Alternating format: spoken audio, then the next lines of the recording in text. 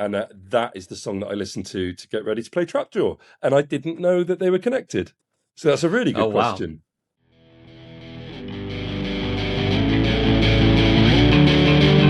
Welcome to the castle, and welcome to a CastleMania production.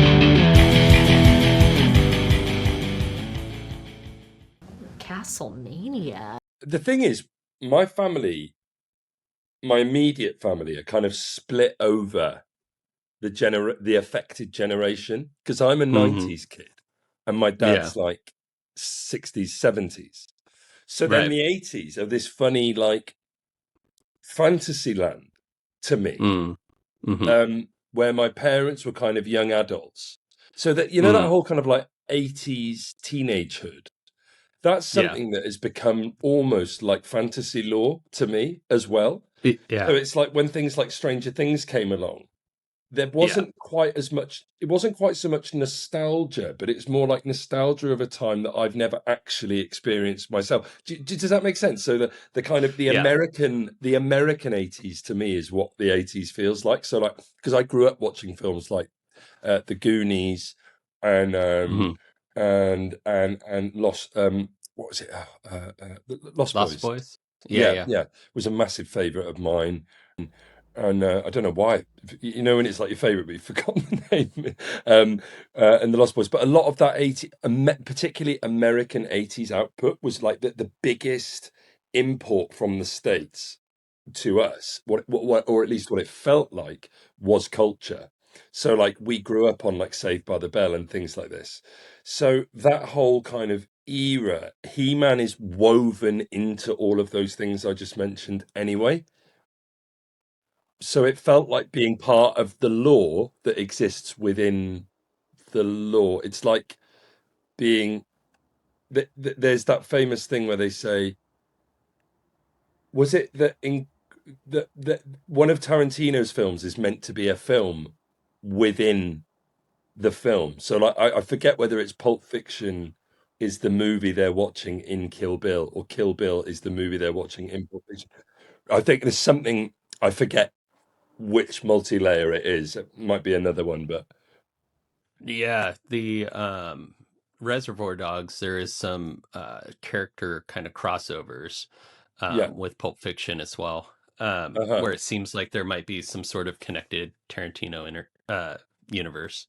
But I get what you're saying about like the 80s has sort of become an aesthetic that is like its own lore. Like you're saying, like this is just how the American 80s was.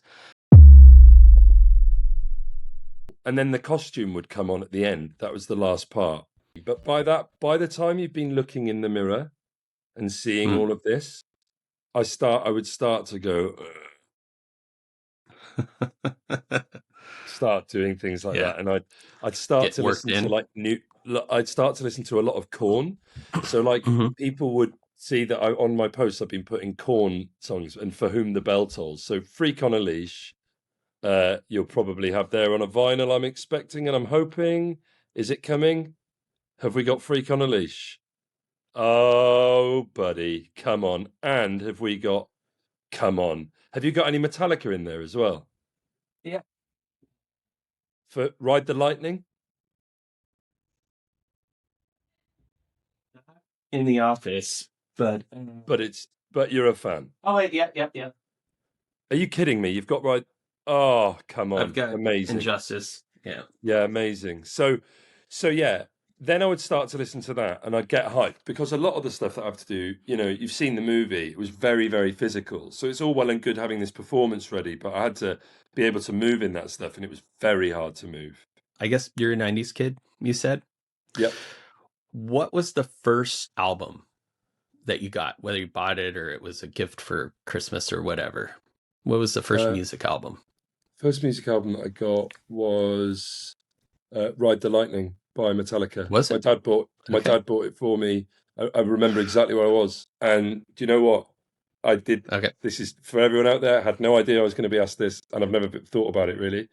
I finished my exams and we got in my dad's Golf. He had a little Golf. He picked me up from school and he handed over this this album, Ride the Lightning, and it's because I had heard For Whom the Bell Tolls on a compilation album of dad rock that he had.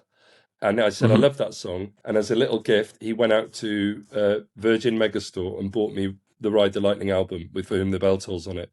And that is the song that I listened to get ready to play Trapjaw. And I didn't know that they were connected. So that's a really good question.